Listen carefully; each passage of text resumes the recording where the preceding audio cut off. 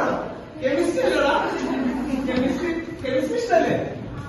Okay, അപ്പൊ നമ്മൾ ഇത്രയും ദിവസം പഠിച്ചതെന്ന് പറഞ്ഞാൽ പീരിയോഡിക് ടേബിളിനെ പറ്റിയാണ്. അപ്പൊ ഞാൻ ഇന്ന് നിങ്ങളെ പഠിപ്പിക്കാൻ പോകുന്നതാണ് ഒരു പുതിയൊരു ചാപ്റ്റർ കേട്ടോ.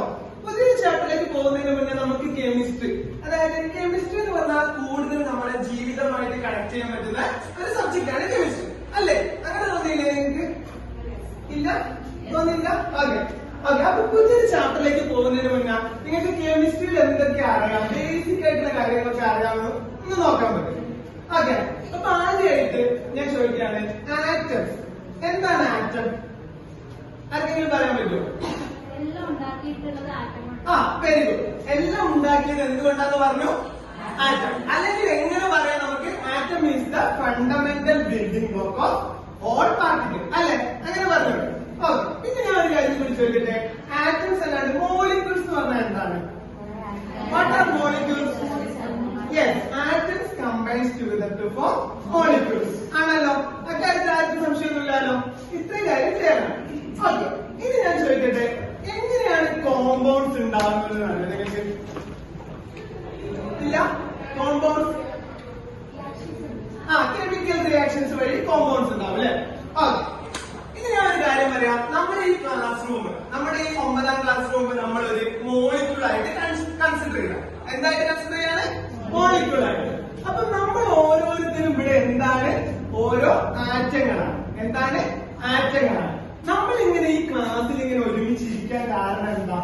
നമ്മളിപ്പോ അടുത്തടുത്തിരിക്കുന്നുണ്ട്, നിങ്ങൾ ഓരോരുത്തരും വർത്താനം പറയുന്നത്. എന്താണ് നിങ്ങൾ തമ്മിൽ കണക്ട് ചെയ്യുന്നുണ്ടെന്ന് എപ്പോഴെങ്കിലും ചിന്തിച്ചിട്ടുണ്ടോ? അങ്ങനെ ഇല്ല?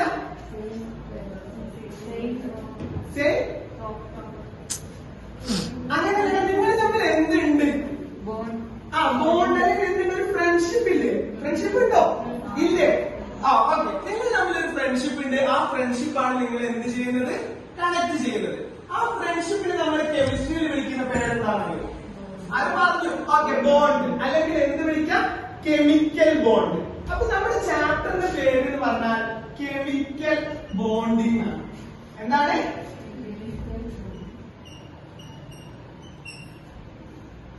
Okay, chemical bonding. അപ്പൊ നിങ്ങൾ എന്താ പറഞ്ഞത്? We are considering this classroom as a molecule and we all are atoms in it and we are connected with friendship, and this friendship in chemistry we call it as what? Chemical bonding. Chemistry നമ്മൾ എന്ത് വിളിച്ചു? Chemical bonding എന്ന് വിളിച്ചു. Okay, ഇനി ഞാൻ പറയട്ടെ, ഈ elements എന്ന് പറഞ്ഞാൽ എന്താണ്? നിങ്ങൾക്ക് എന്താണ്? പീരിയോഡിക് ടേബിൾ ഉണ്ട് ഇപ്പൊ ഇവിടെ. പീരിയോഡിക് ടേബിളിൽ കാണപ്പെടുന്ന ആളുകൾ നമ്മൾ എന്താ പറയാ? എലമെന്റ്സ് എന്ന് പറയും.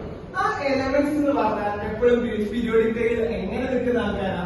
ഒറ്റയ്ക്ക് നിൽക്കുന്ന ആൾക്കാരല്ലേ? ഇപ്പൊ ഞാൻ ഒരു ഹൈഡ്രജൻ എടുക്കാം, അവിടെ ഹൈഡ്രജൻ മാത്രമല്ലേ ഉള്ളൂ, അല്ലെ?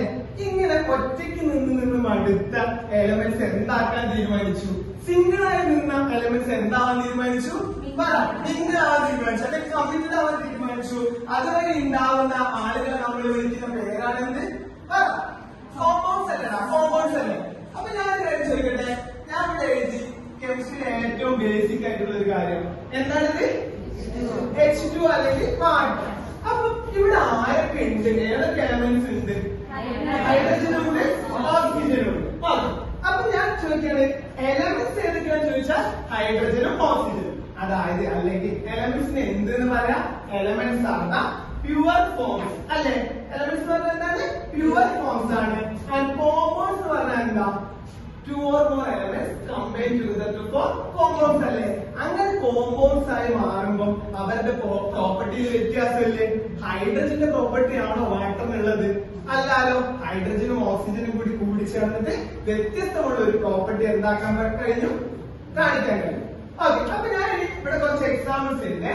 അത് നിങ്ങൾ ഒരു ഗ്രൂപ്പ് ആയിട്ടോ അല്ലെങ്കിൽ രണ്ടുപേര് ചേർത്ത് ഒറ്റയ്ക്കെങ്കിലും ക്ലാസിഫൈ ചെയ്യണം. നിങ്ങള് എലമെന്റ്സും കോമ്പൗണ്ട്സും ആക്കിയിട്ട് ആദ്യത്തത് വാട്ടർ തന്നെ വാട്ടർ, പിന്നെ കോമൺസ് ആണ് കേട്ടോ, കോമൺസ് ആണ്. പിന്നെ ഹൈഡ്രജൻ,